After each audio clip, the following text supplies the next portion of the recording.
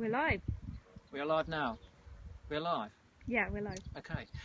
Welcome to the killing fields of Malta. I say welcome, it's not much of an invitation, is it, to be quite honest with you, but it is a fabulous evening here. Look at the sun setting on that hill behind me there and over these lovely fields. And we've just seen Montague's Harrier, a couple of them up here today. In fact, we've seen a number of good birds today. We've seen bee eaters as well, Sardinian warblers, we've seen all sorts of good stuff, but I'm afraid it hasn't all been good. Now, some of you might know that we came out here a couple of years ago to cover the spring hunting season which occurs in Malta. Subsequent to that, there was a referendum hoping to put an end to this practice, but it's continuing. So what brings us back? Well, turtle doves. Now, just in case you didn't know, turtle doves are the fastest declining bird in the UK. Since 1995, their numbers have gone down by 91%, and in the rest of Europe, since 1980, they've declined by 78%. So this is a species that's very rapidly disappearing. Now, I remember finding turtle doves breeding in my school grounds in Southampton. Now, I don't think I'd find any turtle doves in Hampshire. I mean, these are a bird now that we have to go look for specifically. But here, I'm afraid to say, they're shooting them. And we saw turtle doves being shot this morning. We heard the gunfire, we watched the bird, and we saw it coming to the ground. So how is this happening? Well, Malta has given itself a derogation, a way leave, if you like, so that it can hunt these birds in spring. The government says that the hunters here can only shoot 5,000 of these birds, but there are 10,000 hunters, which means they can only shoot half a bird each. Now, I'm no expert on shooting, but shooting half a bird sounds pretty tricky to me. The other thing is that they're only allowed to shoot 2 a day and 4 in total. So again, the simple mathematics suggests to me that that means basically 40,000 turtle doves and not 5,000. Now, if they do shoot one, they're meant to report it to the government and it's tallied up, and when the tally reaches 5,000, they put an end to the season. That's never happened. I think it's unlikely that that would ever happen, because obviously by reporting it, you're putting an end to your fun, your sport. So we suspect, of course, that they're not being reported, and we equally suspect that these turtle doves are being shot in much larger numbers than 5,000. We estimate, depending on how good the migration is that year, we're into tens of thousands of birds which are being shot here in Malta. And one place where we went this morning, there were about 3 square kilometres of habitat quite like this, and we estimated there were somewhere between 250 and 300 men with guns shooting there. So anything that comes in off the sea, any turtle dove that tries to get across that first 3 square kilometres has frankly got no chance whatsoever.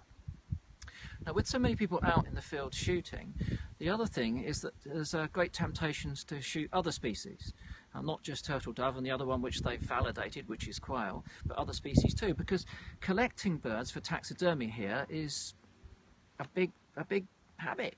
And we think there are tens of thousands of stuffed birds in the cabinets of these houses that surround me here. So any exotic species, they're really keen to shoot. And we were watching bee eaters this morning. I've got to tell you, we didn't see bee eaters shot. We saw bee eaters flying over and we heard shots whilst they were there. But we did see another species of bird. I can't tell you what it was, but it wasn't a turtle dove and it wasn't a quail, and we saw it blown out of the sky. We've also been watching kestrels today with all of their feathers hanging out of their wings. And last night we were looking at Montague's Harriers at very close range, what should have been stupendous birding, except for the fact that these birds were essentially crippled by gunfire because they too had badly damaged wings. So there's no doubt at all that illegal hunting of these sorts of species is continuing in Malta, and that's what brings us here. We think that this deserves wider public attention. We think that only through your awareness of this can we collectively do something about it, and what we need to do about it is contact the European Commission. I'm sorry, I'm distracted. There's some hunters that have turned up just behind us here that are trying to disrupt what we're doing with their dogs and their vans and so on and so forth. But anyway, we want you to get in touch with the European Commission because effectively it's up to them to govern this situation. And if you follow my Twitter feed, which is at Chris G. Packham, you'll see that I put some tweets out today where those contacts are available. It's a perfectly democratic process. We're very concerned about a bird which is in critical decline all over Europe. In October of last year, the International Union for the Conservation of Nature upgraded it to vulnerable. So how, frankly, folks, can it still be being shot here in Malta? It's that question which brings us here. That's what I'd like you to ask this evening. Because if you want to see turtle doves and you want, you know, your kids to see turtle doves and your grandchildren, we've got to put an end to this, because this is bad news. This really isn't working. I don't know if any questions have come in. Any questions come in, Ruth, at all? I'm just following it at the moment, and we've got people commenting and saying that the feathers being lost here in Malta is known as the Maltese Molt. The Maltese Molt. Yeah, sadly a rather large number of feathers are lost here in the Maltese Molt. I mean, the thing is, the trophy hunting, as it is here, any exotic species that turn up have traditionally been immediately singled out. And in the past, there have been very grievous occasions when large numbers of eagles have come in, things like flamingos and spoonbills, and immediately the hunters are on their mobile phones, they flock to these places and they try and shoot them. What BirdLife Malta, and I have to say we're working very closely with BirdLife Malta here, do, is that they try to go out, they send people like ourselves out to monitor the shooting principally the morning. They're not allowed to shoot after 12 o'clock, so any shooting after that is definitely illegal. And they monitor the birds that are coming in, and they try to collect evidence of any illegal killing. This year, I have to say, a couple of things have been picked up. There was a marsh harrier earlier. I think there's been a Montague's harrier too, which has been picked up. And you know, the weird thing is that you may wonder why we're out here in the evening, given that the shooting's meant to stop at 12 o'clock. Well, in the past, we've been out in fields like this, and we've seen Montagues going to roost, as we were watching last night, and then unbelievably, after that, guys come out with torches and guns at night. They find the birds on the ground and shoot a Montague's harrier on the ground at night. I mean, there's no sport there, is there? I mean, that's no sport whatsoever. Simply because they want to mount it and stick it in their taxidermy cabinet. You got a question? We have another question. How have you found support from local? Have you had support from local people here? We've had a tremendous amount of support from BirdLife Malta. As ever, you know, our objectives are clear on this aspect of this issue, and that is to increase awareness. And it's a pleasure to be working with them. We've also been talking this afternoon to CABS, Campaign Against Bird Slaughter, who are also active in Malta too. In terms of local people, the people in the hotel where we're staying and where we had breakfast this morning, they rush out and pat us on the back. In the referendum, it was very narrowly won by the hunters, and there was a certain amount of political, what shall I say, pushing and shoving. I'm not suggesting that the referendum wasn't democratic in terms of the vote counting, but some of the issues raised during the course of that referendum were perhaps democratically questionable.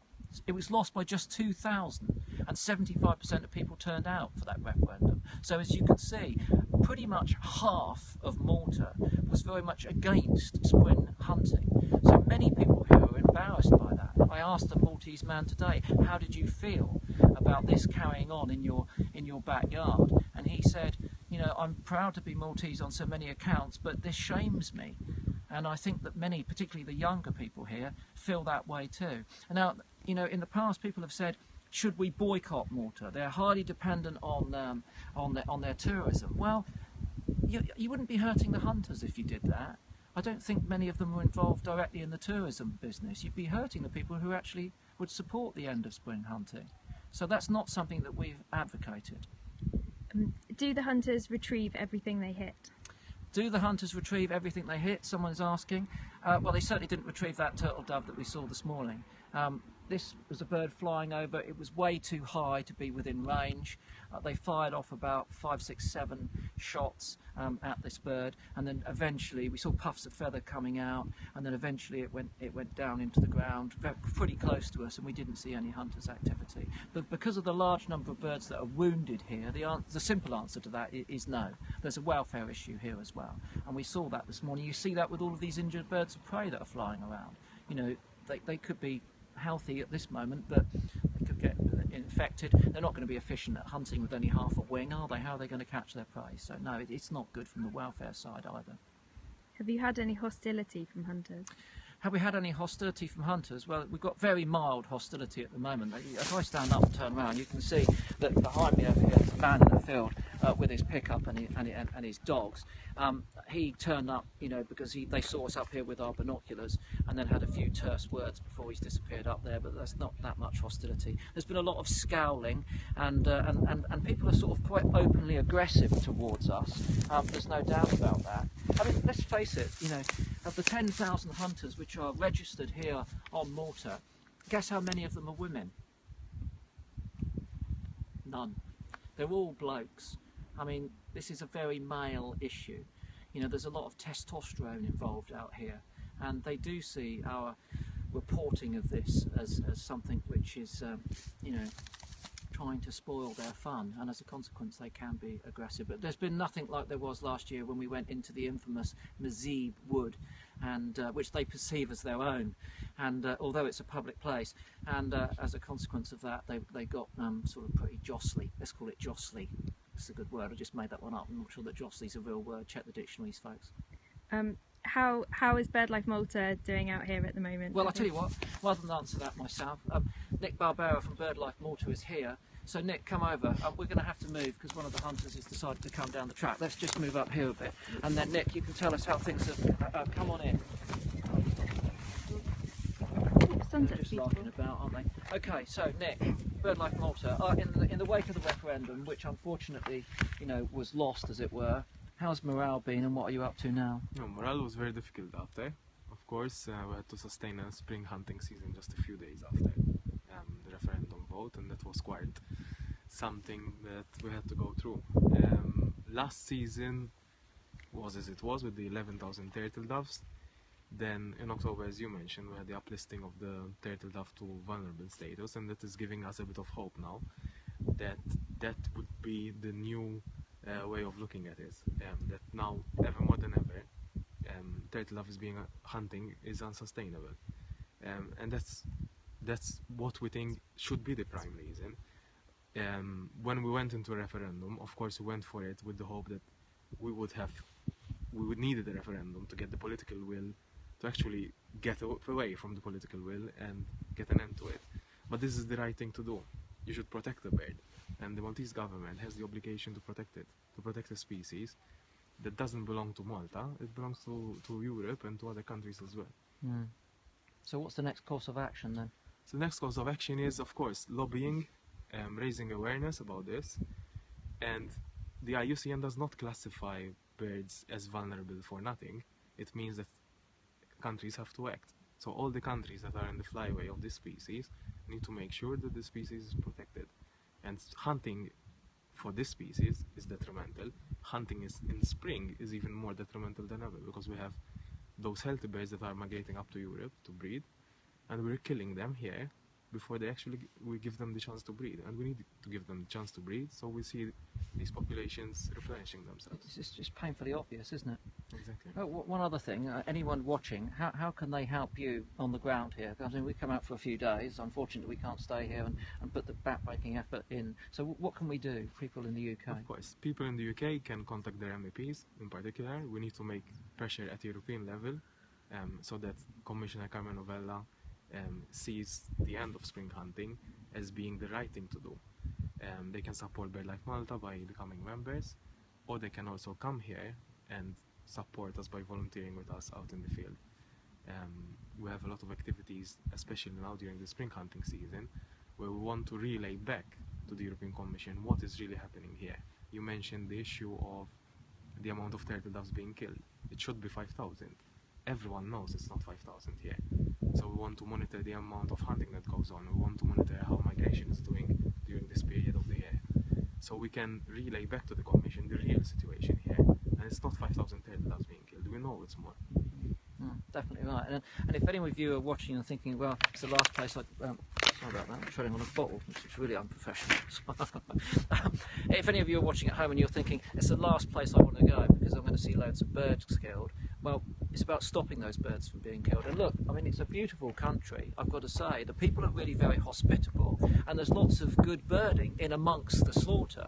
And one place we went to, Nick, last year, the island of Camino, where there is no hunting, was absolutely fantastic. You could run bird holidays there easily. Of course. There's a big potential. We are very lucky here, being a small island in the middle of the Mediterranean. We're seeing a big diversity of species that maybe a lot of people in various European countries, they don't get to see that because they don't have all this migration going through them. So we are very lucky. We have a very good diversity of birds, over 300 species that are seen here regularly. If you get here this time of the year in spring, when unfortunately we have a spring hunting season open, you get to see a lot of birds of prey, any kind of birds. And play a vital role in conservation through generating awareness. Exactly. And it gives you the opportunity to, to communicate with your friends and family and everyone else at home and say, frankly, we've got to put an end to this. Any last questions, Ruth, before we call it a day? We've had one more that's come in, and that's why are they only allowed to shoot until 12 o'clock? Yeah, they used to shoot all until 2 o'clock at least the last time we were here, didn't we? Before that, up to 3. I would say they shouldn't shoot at all, really. And also, they are allowed to shoot every day. So there's not even, let's say in these 2 weeks of spring hunting season, there's not even a day when a turtle dove is given the chance to pass through. And we see most of them actually migrate during the night or early in the morning. So as you said, given the density of hunters, Malta incidentally has the largest density of hunters in Europe per square kilometer. We don't even give a chance for a turtle dove to pass through during these 2 weeks. So rather than finish at 12, because when we're out watching, I mean, most of the shootings finish by 9:30, 10 o'clock. The birds have either all been killed by then or they've stopped arriving, depending on how the migration's going. The better thing to do, if they were going to make a concession at all, would be to have a couple of days off where there's just no shooting at all. Exactly. And then the birds that arrive on those days at least have some slim chance of getting through this, this battlefield. That would be the real control. You limit the amount of time by saying 5,000 turtle doves is the limit to 10,000 hunters. I think we're really pulling a joke here. Yeah, well, it's a sick joke, isn't it? Unfortunately. But listen, hats off to you guys for actually being out here on the ground. It's a really tough place to be. When you arrive from the UK and you start seeing these birds, which are a real treat to see, things like Montague's house, I'm just scanning around see if they're here now, and then you see their wings hanging apart. It's a tough thing to swallow, I've got to say, and trying to get your mind into the mentality of people who are trapping waders and keeping them in small enclosures and shooting birds as exotic as bee eaters or potentially shooting those birds is difficult to grapple with. It just doesn't make any sense to us whatsoever. So do everything you can to support BirdLife Malta. Obviously, as Nick says, you can join up, lobby your commissioners and all of that sort of stuff. If you want the addresses and the Twitter addresses of these people, go to my Twitter account, you'll find them there. I've posted them a couple of times today. I'll do it again later. Send them a tweet, communicate. It's a democratic process. It's going to work in the end. I'd like to say a massive thanks to the 2 people that you can't see, one of whom is Ruth Peacey holding the phone, the other one is Gary Moore, who's shielding the phone with his coat. Gary's doing sound and Ruth is doing the phone, and we're doing our best out here to raise a bit of awareness about this. So thank you very much for joining us. You'll have to lower it because you're mouthing something at me. I'm trying to say thank you to everyone who's... people are saying they're getting in touch with their MEPs. Excellent, okay. So, yeah. It's top work. And if I may, a big thank you for supporting this whole campaign. Don't be daft. And I'm sure, as you know, half of Malta at least is supporting your cause. Half of Malta. The other half of Malta has described me as infamous and unwelcome. Yeah. I'll always be infamous and unwelcome because it gets results. Thank you and good night. Thanks for joining us. Well done, guys. That's slowly built. Loads